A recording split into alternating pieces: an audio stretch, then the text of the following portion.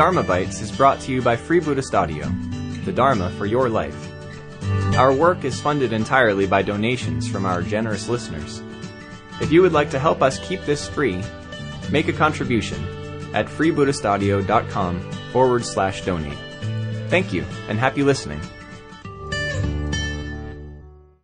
What we generally have to do, at least one thing that we can do, a very important thing we can do, is to retrace our steps, to go back to fundamentals.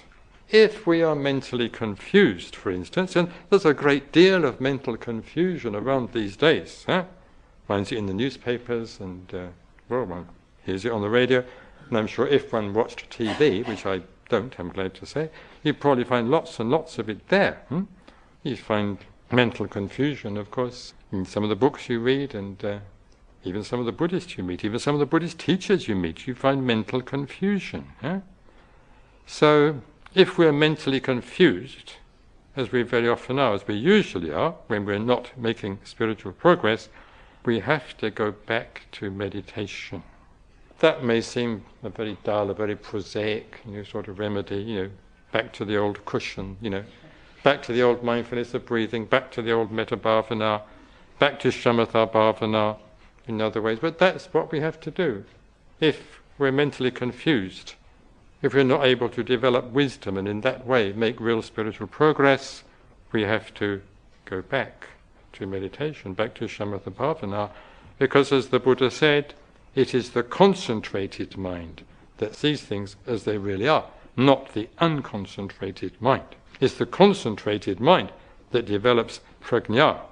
But suppose our meditation is unsatisfactory. Suppose we don't have too much time for it, or suppose we're troubled by all sorts of wandering thoughts, distractions, what happened yesterday, what I've got to do tomorrow, all that sort of thing, with which I'm sure you're only too familiar.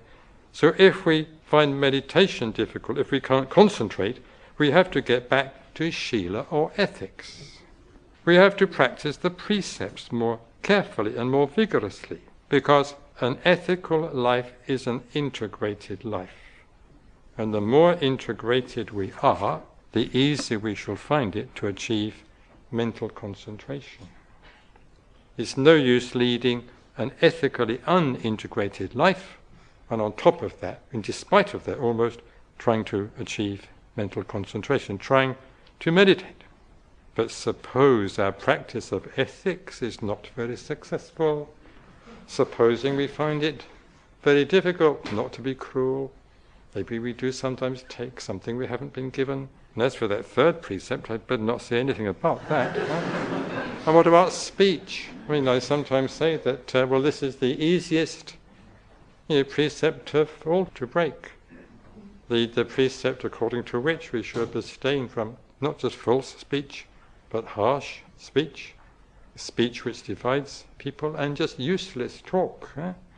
Well, I'm afraid most of us have to admit that we break this precept many, many times a day, perhaps. I sometimes say it is really the most difficult precept to take.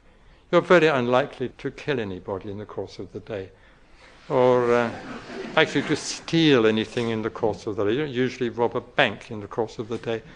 And you're not very likely to commit adultery in the course of the day.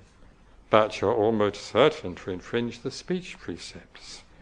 So one needs to watch that. And of course there's that fifth precept, which is, of course, a matter of some controversy, whether the fifth precept requires total abstention or just not taking too much.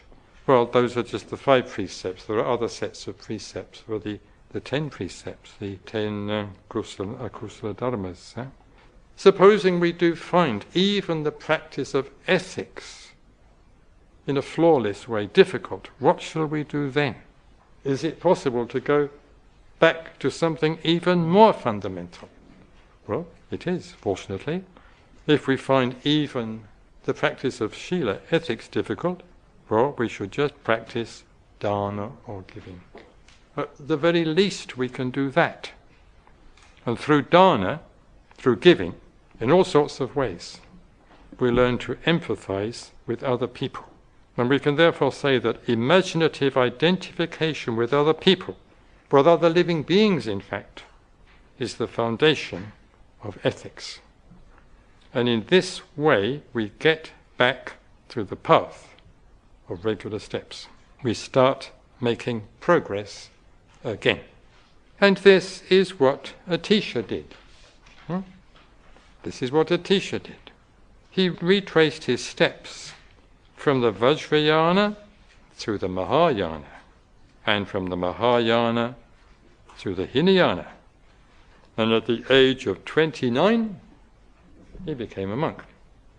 Gave up all these tantric rituals, tantric paraphernalia, Ganachakras, tantric feasts. He became a monk. We hope you enjoyed today's Dharma Bite. Please help us keep this free. Make a contribution at freebuddhistaudio.com/donate. And thank you.